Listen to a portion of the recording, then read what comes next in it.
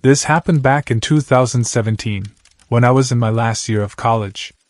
I was renting a small apartment just off campus. It was a one-bedroom on the third floor of a rundown building.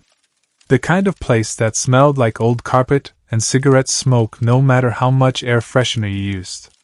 Most nights I stayed up late studying, but one Friday night, around 2 a.m., I was just watching YouTube and eating leftover pizza. That's when I heard knocking on my door. It wasn't a polite knock, 3 quick, hard bangs. At first I thought it was one of my friends playing a prank. But when I checked the peephole, all I saw was a man wearing a dark green jacket, hood pulled up, just standing there. He wasn't moving. Not even a little. I didn't open the door. I just stood there watching through the peephole. After about 30 seconds, he turned slowly and walked down the hallway toward the stairs. I figured maybe he had the wrong apartment. I double-locked the door anyway and went back to my desk. Around 3:15 a.m., I heard it again. The same 3 bangs, only this time louder. When I looked through the peephole, he was back. Same green jacket. Hood still up.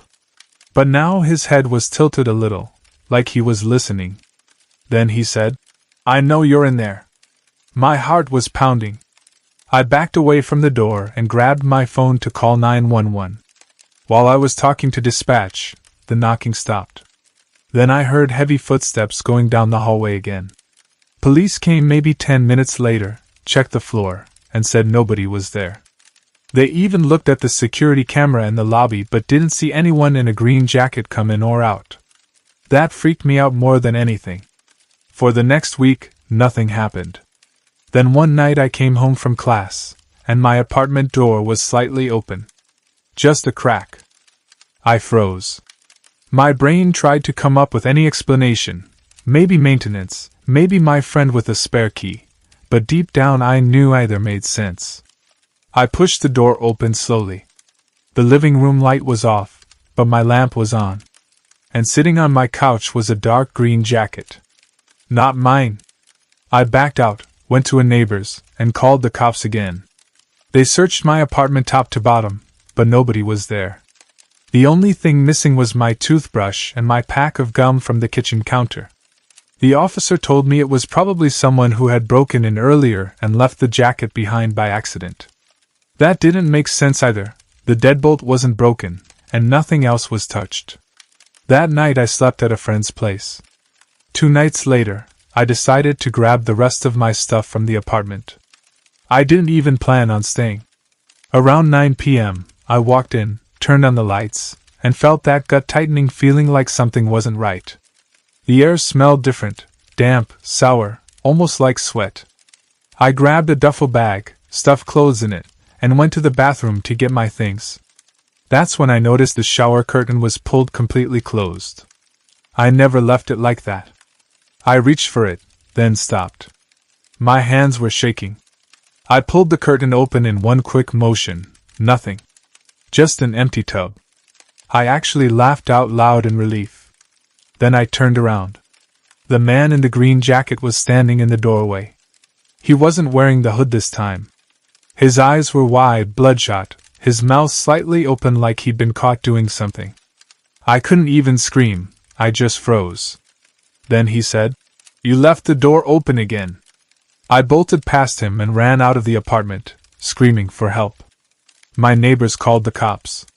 When they showed up, the man was gone. No footprints, no jacket, nothing. After that night, I moved out for good. I never found out who he was, or how he got in. But every now and then, when I see someone in a green jacket on the street, my chest tightens for a second. Because I'll never forget his face, and the way he said that like we already knew each other. Got it. Here's the continuation of The Man in the Green Jacket. It picks up right where it left off, keeping the same Mr. Nightmare style, slow, realistic horror with emotion and tension. Part 2. He came back for what was his. After I moved out, I stayed with my friend Jason for a while. His apartment was in the same city but across town, and it felt safer. At least, at first. I didn't take much from the old place. Mostly clothes, my laptop, and some personal stuff. But about a week after moving in with Jason, I realized something strange. My toothbrush, a brand new one I'd bought after the incident, was missing again. At first, I laughed it off. Maybe Jason accidentally grabbed it. Maybe I misplaced it. But when I asked him, he said he hadn't even been in my bathroom. That night, I couldn't sleep. I kept hearing little creaks in the hallway outside the guest room, that soft sound of floorboards flexing under someone's weight. Jason had an old place, so I tried to tell myself it was just the wood settling. Then, around 3 a.m., my phone buzzed. It was a text from an unknown number. It said, "You left your jacket." I stared at the screen for a full minute before my brain processed what I was looking at. Then another message came in, this time, a picture. It was my old apartment door. Same chip paint. Same number 3C. Only now, there was something new scratched into the wood beside it. 3 vertical lines. Deep like claw marks. I blocked the number and woke Jason up, babbling about how this guy somehow still had my number. He half believed me but told me to go back to sleep and deal with it in the morning. When I finally drifted off, I had this vivid dream, or at least I think it was a dream. I was back in my old apartment, but it was empty. No furniture, no light. The whole room was gray. And in the center of it, that green jacket was hanging from a nail on the wall, dripping wet like it had just come in from the rain. When I woke up, my phone was on the floor. Another text. "You forgot something else." This one had a picture of my duffel bag, the same one I'd packed that night I ran. Only now, the zipper was open and the inside was soaked in something dark red. I felt my stomach twist. I showed Jason, but before he could even react, my phone buzzed again. This time, a live photo, a few frames of movement. In those frames, the man in the green jacket was standing in Jason's hallway, right outside the guest room door. Jason and I froze. He grabbed a baseball bat from his closet and checked every inch of the apartment, but no one was there. Front door still locked. Windows sealed. The only thing out of place? The faint smell of damp fabric in the hallway. We called the police again. They came, took my phone, looked at the photos, but there was something off. Every photo that had been sent to me was gone. Only the text messages remained, empty and out of order. That night, I stayed in a motel. I couldn't shake the feeling that I wasn't just being watched, I was being studied. Like he was waiting for something. The next morning, I got a call from an unknown number. I almost didn't answer, but curiosity got the better of me. When I did, there was a long silence. Then, a voice I recognized whispered, "You moved out before I could finish." Then a click. The motel phone line went dead. After that motel call, I stopped sleeping. I'd stay up all night with the lights on, TV running quietly in the background just to keep my mind distracted. Every small noise made me jump, pipes creaking, cars outside, footsteps from the room next door. It was around the 3rd night when I started noticing something new. Every time I turned off the lights, I could smell that same damp, moldy fabric smell, like rain-soaked clothes. And every time, I'd switch the lights back on, and it would fade. The motel staff must have thought I was losing it. I kept asking to switch rooms. They did twice.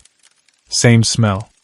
By the 5th night, I was desperate enough to call my old landlord. I asked if anyone was living in apartment 3C now. He said yeah, a new tenant had moved in a few days ago. Young guy, quiet. I gave him my number, told him to call me if anything weird happened. He did. 3 days later. He said the new tenant hadn't answered his door in over 24 hours, and other residents were complaining about a rotting smell coming from inside. Cops broke the door open. The guy was dead, sitting in the bathtub. Cause of death was unclear, but his body was found wearing a green jacket. That's when I lost it. I told the police everything. The calls. The messages. The pictures. But when I mentioned the jacket, one of the officers paused and said, "That jacket was old, like really old. Military style, maybe from the 70s. He said it looked water damaged, like it had been left in the rain for years. They bagged it for evidence. That night, I drove back to Jason's place to grab the rest of my stuff. He was out, but I still had a spare key. When I opened the door, the whole apartment was dark except for the soft hum of the fridge. I walked down the hallway toward my old guest room, just wanting to grab my suitcase and get out. Then my phone buzzed. Unknown number. I opened the message. It was just one line. "He fits better than you did." My hands were shaking so bad I nearly dropped the phone. I turned around, and at the far end of the hallway, near Jason's bedroom, a figure was standing in the dark. The green jacket. The smell hit me next, wet, earthy, sour. Like rotting leaves after rain.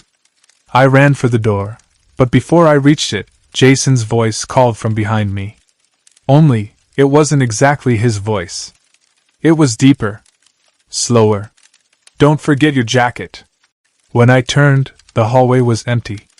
I didn't go back. Not that night, not ever. Jason called me a week later saying someone had broken into the apartment. No forced entry, no damage, but all my stuff was gone. Every last thing I'd left behind. Except one. On the floor of the guest room was a small, folded piece of paper. On it, written in dark, wet ink, were 3 words. "Welcome back home." A month passed. I tried to forget everything, the jacket, the texts, the voice. But forgetting something doesn't erase it. It just buries it. I moved again. This time out of state, small town, quiet. Got a job at a local hardware store. New number, new apartment, no forwarding address. I didn't even tell Jason where I went. For a while it worked. Until one night my landlord, this older lady named Mrs. Carroll, knocked on my door holding a small box. She said it had been left at the front desk for me, no return label. I thanked her and shut the door. Inside the box was a single item. A folded piece of green fabric. At first I thought it was some kind of prank. But when I lifted it out, I realized it wasn't just fabric, it was a sleeve. Torn clean from the rest of a jacket. And on the inside seam, in faded black marker, was a name. M. Reynolds. I stared at it for a long time. That name was familiar, but I couldn't place it. I went to my laptop and searched it. Turns out, there had been a Michael Reynolds who'd lived in my old building, apartment 3C, back in the late 1980s. He'd been reported missing. Never found. I felt my throat close up. I started scrolling through old articles, archived police reports, anything I could find. There wasn't much, but one photo of him stood out, grainy, scanned from an old newspaper clipping. He was wearing a green jacket. The same one. I shut the laptop and paced the room. Every sound in the apartment felt louder now, the hum of the fridge, the tick of the clock, the faint buzz of the light. Then, a soft thud came from my closet. Not loud. Just one dull sound. Like something heavy shifting slightly. I tried to convince myself it was nothing, just air pressure, pipes, anything but what I was thinking. But when I looked down, I noticed something strange, a trail of wet footprints leading from the closet to the front door. Bare feet. My stomach turned. I grabbed a kitchen knife and yanked the closet door open, empty. Nothing but my coat rack and a few boxes. But that smell, that same damp smell, filled the air. That night I slept in my car. The next morning, I went straight to the police. I told them everything, again. They probably thought I was insane. One of the officers, a younger guy, pulled me aside after the report.